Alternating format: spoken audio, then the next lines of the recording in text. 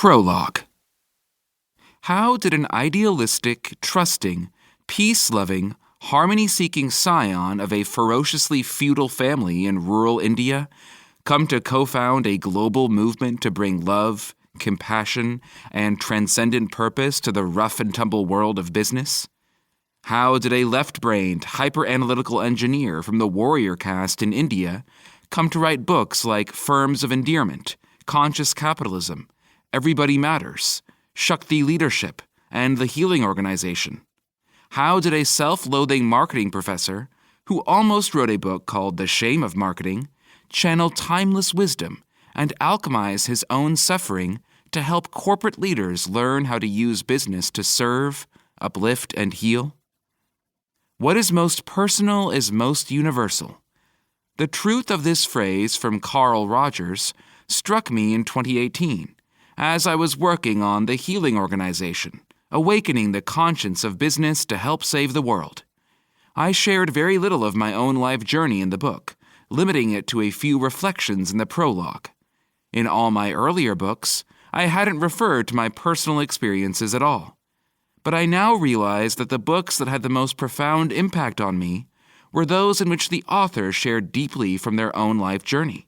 These included Viktor Frankl's Man's Search for Meaning, Joseph Jaworski's Synchronicity, and Lynn Twist's The Soul of Money, among many others. I also realized that two of my own books that have had the greatest impact were built in part around the stories of two individuals. Conscious Capitalism wove in the journey of Whole Foods founder John Mackey, and Everybody Matters was in part about Bob Chapman's life story and the personal awakenings that led him to become a truly human leader. My book, Firms of Endearment, my on-ramp to the world of more human-centered business, reflected my evolving personal consciousness and beliefs about life, business, and leadership. But I studiously avoided using the I pronoun even in that book. I am an academic, after all, and am supposed to not inject my biases into works that are meant to illuminate objective truths. I also thought of myself as an intensely private person, and believed that my life experiences were mine and mine alone, to learn from and transcend if I could. I now feel ready and called on to share my personal story. While I have worked to help heal the world of business, this book is my journey home to myself. I have written it for my children and others who may struggle to understand themselves and decipher what their life is really about. My family history on my father's side is dark. The feudal system I grew up in was profoundly abusive. It has not been easy to write about, but I have learned that what we fear confronting the most is what needs the deepest healing. As the estimable Mr. Fred Rogers taught us, anything that is human is mentionable, and anything that is mentionable can be more manageable.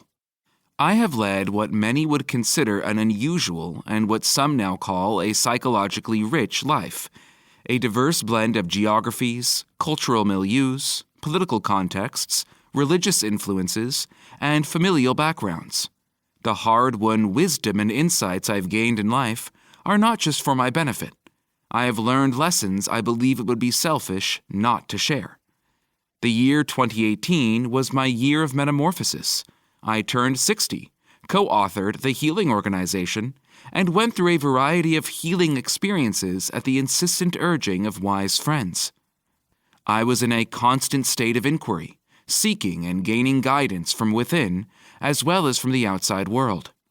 I experienced frequent awakenings and received wisdom so abundantly that I could barely keep up, filling up notebook after notebook. Unexpected teachers showed up in my life, and I was given many opportunities for further learning and growth. Why did it take until I turned 60 for some basic truths to be revealed to me? I remained unconscious for so long because I was stuck in the past and was carrying many unhealed wounds. I did work that was meaningful in a joyless way. I was running on fumes, sourcing the fuel for my work from the praise and gratitude of strangers. I gave 70 to 80 talks a year, produced a new book every 18 months on average, and was away from home at least 60% of the time.